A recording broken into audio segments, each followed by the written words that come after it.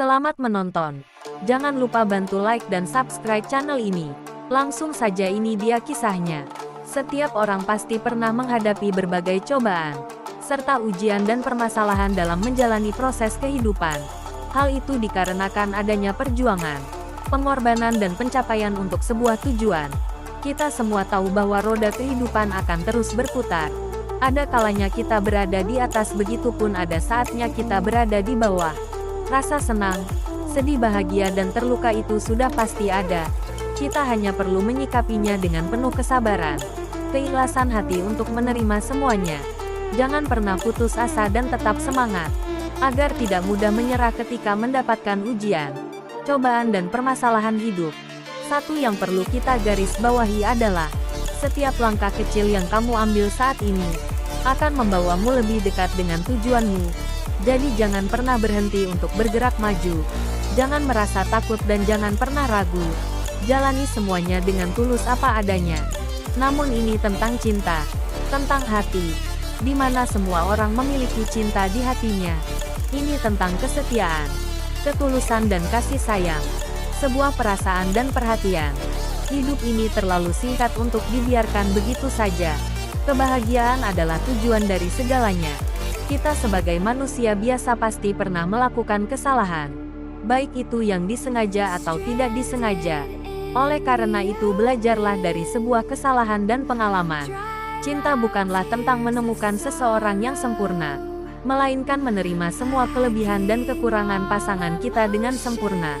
Perkenalkan, namaku Riri. Usiaku 38 tahun. Aku adalah seorang asisten baru di rumah ini. Aku baru bekerja sekitar 3 bulan di rumah Pak Baram dan Ibu Yuna. Mereka memiliki satu anak laki-laki yang sudah dewasa. Usianya sekitar 25 tahun. Sebut saja namanya Adrian.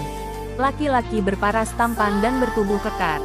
Waktu itu sekitar jam 8 malam Adrian mengetuk pintu kamarku dan memanggilku. Kemudian aku membuka pintu. "Iya, ada apa Kak Adrian?"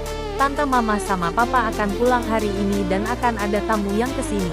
Mama minta Tante untuk masak dan membuat jus jeruk karena akan ada tamu malam ini." Kak Adrian pergi dan masuk ke dalam kamarnya. Aku segera pergi ke dapur untuk memasak dan membuat jus jeruk. Malam itu aku sibuk memasak.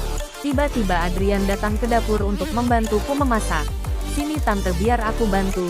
"Tidak usah Kak Adrian, ini kan sudah pekerjaan Tante." "Tidak apa-apa Tante. Aku ingin membantu Tante karena hari ini Tante masak dadakan. Makanya aku ingin membantu Tante biar cepat selesai." Aku terdiam sejenak dan menoleh ke arah Adrian.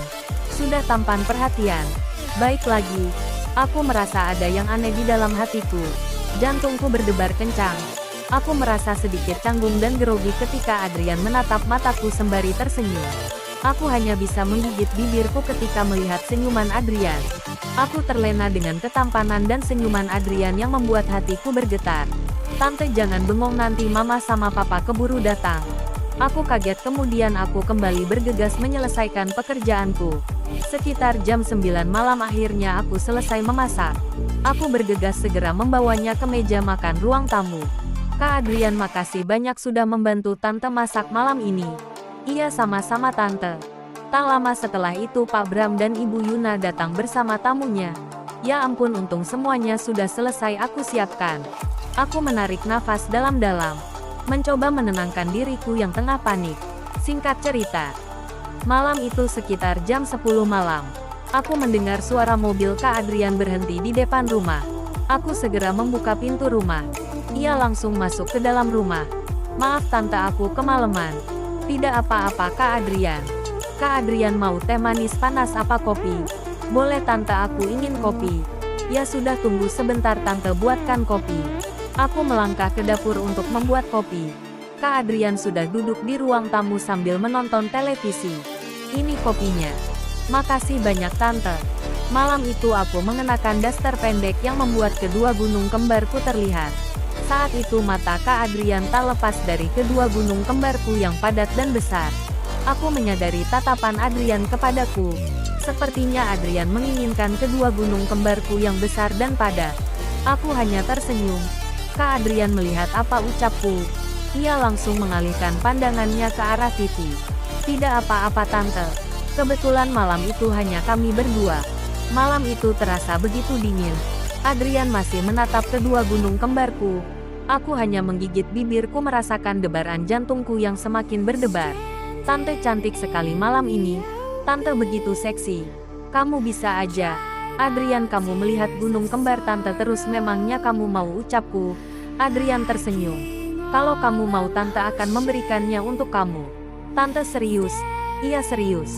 Tak lama aku memegang tangan Adrian. Akhirnya aku melakukan hal yang seharusnya tidak aku lakukan bersama Adrian. Namun di balik itu aku merasa puas dan bahagia karena Adrian mengerti apa yang aku inginkan. Ini enak sekali. Adrian, kamu pintar sekali, bisa membuat tante lemas dan puas. Inilah kisahku. Terima kasih telah menonton video ini. Jangan lupa bantu like dan subscribe channel ini.